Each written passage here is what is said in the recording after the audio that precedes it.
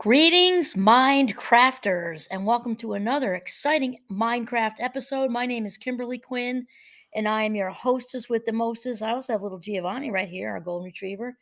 He makes a lot of appearances in our video casts. He's just kind of like the support system here. Has a lot to say, and I'd like to talk today about reversing external negativity. And my inspiration today is the amazing Jay Shetty, and I'm hoping to meet this guy someday. He's got the book out called Think Like a Monk. It's a cool story because he was a monk right after graduating college, skipped his graduation to go to India and become a monk, and like missed that kind of what a lot of people call prime time for the next 3 years. And then one of the monks at the ashram suggested that he'd have do a lot better, better for the world, a lot more out there with all the wisdom he has if he left the ashram monastery anyway, uh, place where monks reside, to go out in the world. And it's just the coolest story ever. But anyway, seems like just like a dynamite human being. Anyway, so we're going to talk about reversing external negativity because let's just face it, negativity is everywhere. And we good vibes just really don't want to be around that. And so I know for me, because I've been on the Minecraft track, and sort of cultivating this positive lifestyle for a really long time. It seems like I've almost developed a force field to it. So when somebody is being negative, and we're not talking about genuine, best friend calls you and her heart's broken because of a bad breakup or something. That's an entirely different thing. We're talking about the whiners and the complainers and what I would like to call, like verbal secondhand smoke. And it's kind of like if you want to breathe in smoke and destroy your lungs, you go right ahead. But I don't want to breathe you. I just don't want to breathe you. We're talking about the whiners and the complainers and the negative Nellies. And so really there are a few strategies that Jay talks about that are super helpful. And the first one is to become an objective observer.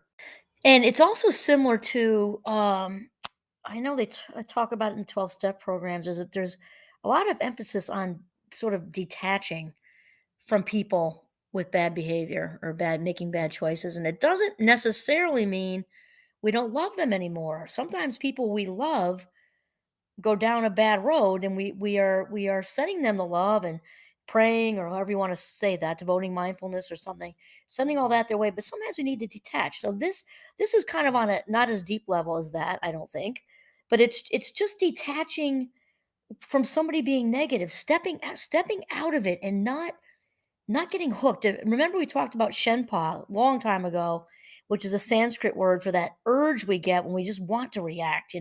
Somebody's being negative, trying to stir the soup, and what do we want to do? We want to give it right back to them. So that shenpa surge, sometimes you like it goes from our toes right up to our till we boil over in our heads like a thermometer. That shenpa thing where we just want to give it back to them. Instead of doing that, we can realize that just because they're negative and spewing toxic energy all over the place doesn't we mean we need to bite the hook. And that's what this is about. And then Jay quotes the Catholic monk Father Thomas Keating when he says, "There's no commandment that says we have to be upset by the way other people treat us. The reason we are upset is because we have an emotional program that says, if someone is nasty to me, I cannot be happy or feel good about myself." So there you have it. Instead of reacting compulsively and retaliating, we can enjoy our freedom as human beings and refuse to be upset. I love that. This also goes along with one of my other another person in my friends group, even though he has since passed, is Wayne Dyer, one of the best spiritual thinkers ever. He often has said that no one can hurt your feelings. No one can hurt your feelings. And think about it. Why? Because they're your feelings. It's basic logic.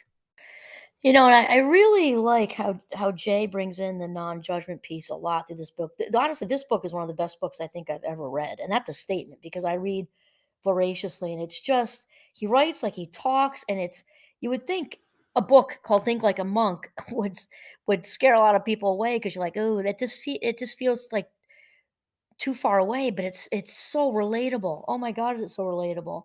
And he's just got a great writing style that I really love. So I like how he talks about when we step out, we detach, right?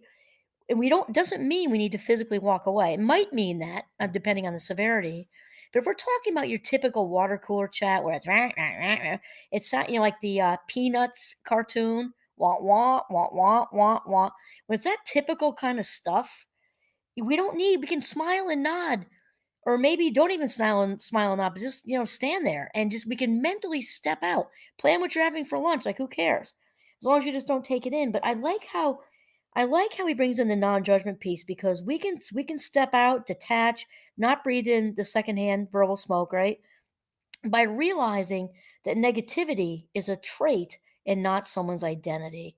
And I know that's one I've been sucked into before, because this is a long time ago, but I had a friend who just really struggled with negativity, and like I haven't seen her in a while, but I really, because I think she moved away. But anyway, I really loved her a lot. Like, I loved hanging out with her, but I had to take her in doses. Like, she had some really good traits that just would warm your spirit. And then other times she just would go on these rants, usually when she was feeling not positive about herself, right? Feeling insecure, or, the gamut of negative emotions, which is understandable.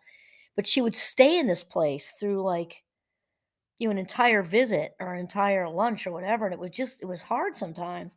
And it really helps me to realize, because it's negativity is just a trait and not somebody's identity, because there was a whole other side to her that was absolutely wonderful and fabulous. And so I learned while she was still living here, near us, to just sort of be strategic with the amount of time I spent with her, and that ended up working out really well.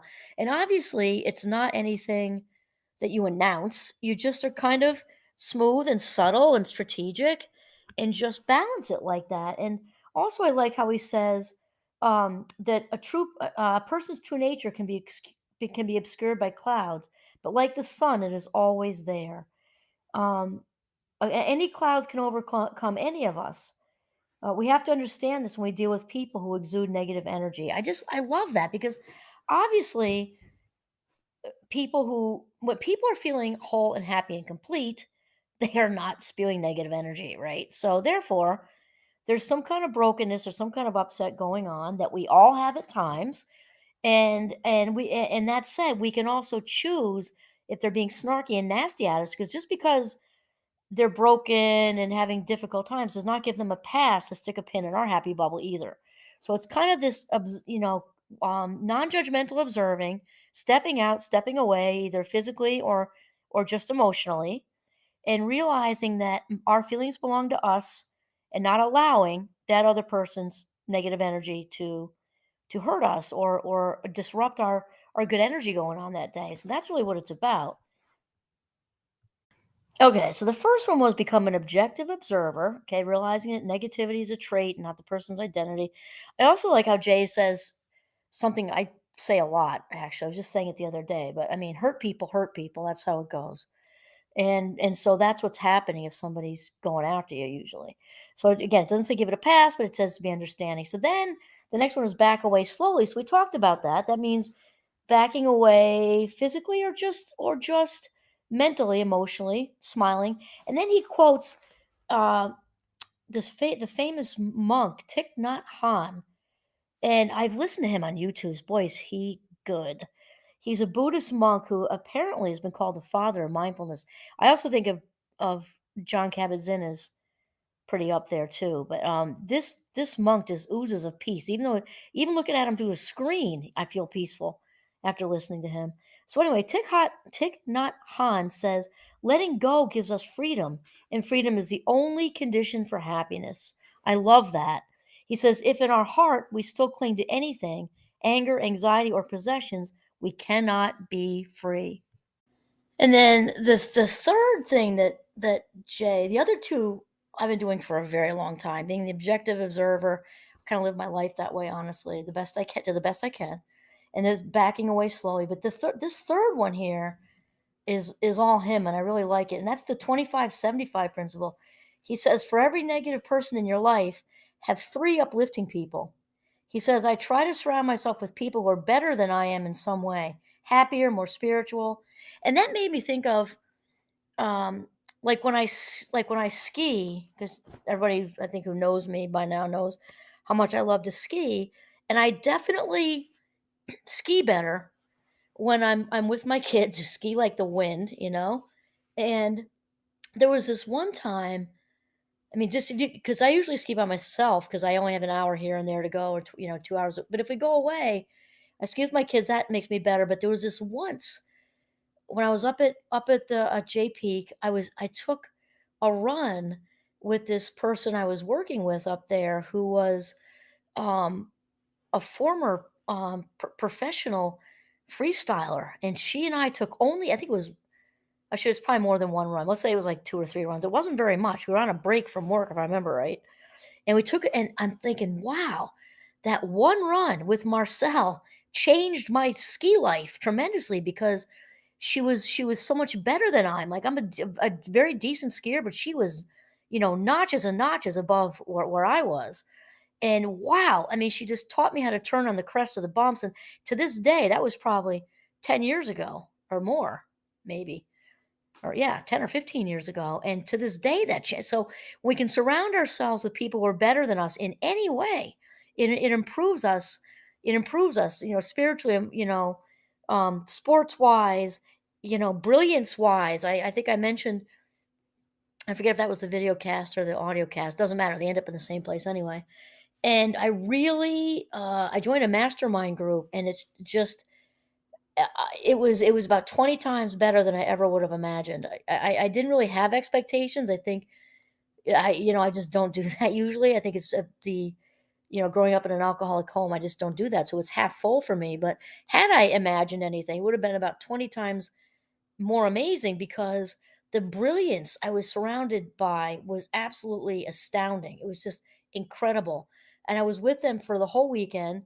Wonderful, wonderful, highly successful people, each in a different way. So it doesn't have to be, better at this, better than that necessarily, but at least if it's all rhetorical, right? Just however you want to phrase it. Marcel the skier was definitely better than I was, and I grew like a weed skiing with her that day. I just was so much better, and I took it with me. I'm still better in the bumps today because of that 1 hour I spent with her. But anyway, that the equivalent of that was surrounding ourselves by people who are smarter than us, or if you don't want to do the levels things, we don't need to because intelligence looks so different on everybody. Being surrounded by the masterminds with, they all had different businesses. Some of them were, speakers. Some of them were into real estate. Some of there was an attorney and a doctor, this or that or that or this. But, many different from me. But wow, did they push me? They challenged me so much to come up with my own ideas on things. And for that, I am so incredibly grateful. So the point is to for every to get back to Jay, I went off on a little tangent there. For every one negative Nelly, surround yourself with three positive Pete's. So I went off a little tangent, but that's what I love about my mind. I'm a web thinker. So one negative Nelly, three positive Pete's, because you want the positive to outweigh the negative. And then the fourth one, from Jay's fourth one, is allocate time. This is what I've been doing for quite a while. And I mentioned this early in this episode. What he's calling allocating time, I'm calling like a shit giving budget. You know what I mean? I only have so many life minutes. How much time am I going to give to whatever it is I'm doing? And the older I get, the tighter that budget gets. That's just the truth. So, although I also want to say my good friend Father Mike would say, always with honesty and kindness. The idea is not to, be abrupt with somebody, say, hey, I can't deal with your negativity. See ya. It's just mean, right? Especially since we know that we just said that people who are acting this way are not, feeling like their best selves, right? So rather than that, to just realize, like I did with that friend of mine who used to live here years ago, to just subtly, gently allocate time where you have an exit door, if you don't want to be the passenger in the car where it's unended time, you want to meet somebody there so you can leave, that sort of thing. And just do it like that. And then lastly, the fifth one, Jay labels it as don't be a savior. So basically what he's talking about is just be an active listener. Brene Brown talks about this too when she does her whole thing with empathy versus sympathy. I love that. If you haven't seen that, it's like a an animated like 3-minute thing. But anyway, to just listen, actively listen. You know, we all need somebody to just hear us, right?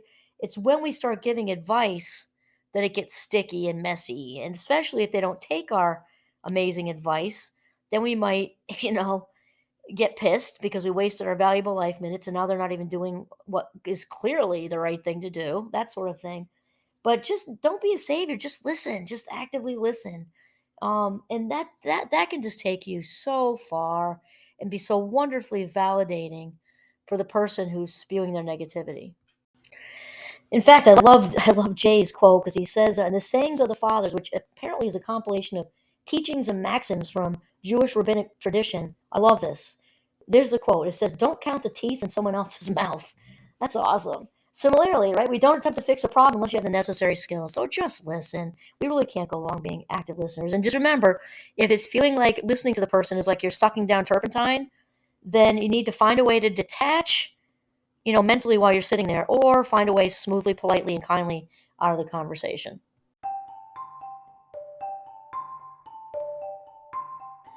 Okay, so that's really it. Reversing external negativity. This is Kimberly Quinn signing off from the beautiful Northern Vermont. Have a mindful, very positive day.